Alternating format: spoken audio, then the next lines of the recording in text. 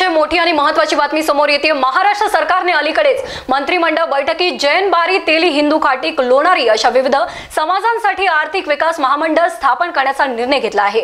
या महामंडळाचा उद्देश या समाजांच्या आर्थिक विकासासाठी विविध योजना राबवण्याचा आहे, ज्यामुळे त्यांना उद्योजकीय संधी व आर्थिक प्रगती मिळू शकेल। या निर्णयानुसार ओबीसी समाजातील या घटनांना अधिक आधार दिला जाणार आहे।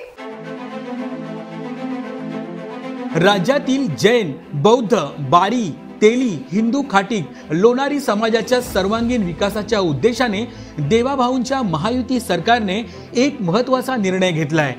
यानुसार जैन धर्मियांसाठी अल्पसंख्याक आर्थिक विकास महामंडळ स्थापन करण्यात येणार आहे।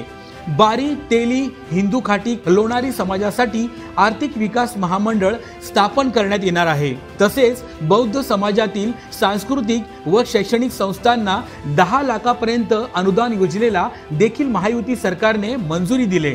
महायुती सरकारचा हा निर्णय म्हणजे राज्यातील अल्पसंख्याक आणि इतर मागासवर्गीय समाजातील जातींना आर्थिक पाठबळ देण्याचा उद्देश आहे।